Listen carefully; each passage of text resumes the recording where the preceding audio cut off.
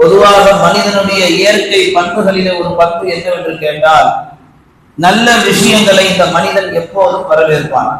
நீங்க பாருங்க, எந்த ஒன்றையும் வரவேற்கக்கூடியவனாகத்தான் இந்த மனித சமூகம் அமைக்கப்பட்டிருக்கிறது. ஒரு நிக்காவுடைய வீட்டிலே நிக்காக நடந்ததற்கு பின்னால் அல்லது நிக்கா நடப்பதற்கு முன்னால் அந்த வீட்டினுடைய வருங்கால மருமகனை அந்த வீடெல்லாம் சேர்ந்து வரவேற்கிறது. ஒரு வீட்டிலே ஒரு மருமகன் வருவதாக இருந்தால் அந்த வீட்டில் உள்ள எல்லோரும் சேர்ந்து அந்த மருமகளை வரவேற்கிறார்கள். அந்த மருமகனை பற்றி அந்த மருமகளை பற்றி முழுவதுமாக தெரிந்தார்களா தெரியலையாது மறுபக்கம்.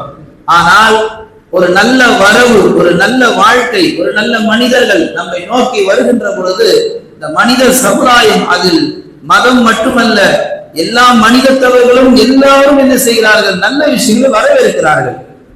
மனிதனுடைய இயற்கையில் அப்படி அந்த இயற்கையுடைய பண்பிலே இந்த மனிதன் என்ன செய்கிறான்?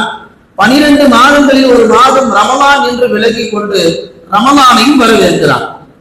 ரமலானை தானே வரவேற்கிறான். இதில் என்ன குற்றம் இருக்கிறது? நாம் குற்றம் என்று பேச வரவில்லை. ரமலானை வரவேற்கக்கூடிய இந்த சமுதாயம் வரவேற்றதற்கு பின்னால் அந்த ரமலானிலே ஒழுங்காக முறையாக அந்த ரமலானை மதித்ததா, அந்த ரமலானை கண்ணியப்படுத்தியதா என்று பார்த்தால் எல்லா காலத்திலும் இந்த சமூகம் ஏறக்குறைய ஒரு 160% சமூக மக்கள் ரமலானை வீணடிக்கிறார்கள் என்பதுதான் மிக தெளிவாக தெரிகிறது.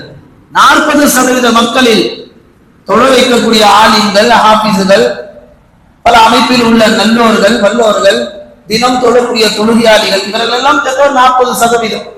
மீதி 60% மக்கள் ரமலானை வரவேற்கும் என்ற அந்த ஒரு ஜோஷில், ஒரு விதமான ஒரு ஆர்வத்தில், கடந்த மாதமா நீங்க பாத்தீங்கன்னா எல்லா பகுதியிலும் பரவலா ரமலானை வரவேற்போம், புனித ரமலானை, வசந்த ரமலானை வரவேற்போம் என்று அதற்காக காசு பணங்களை நிறைய சேகரித்து பல பயான்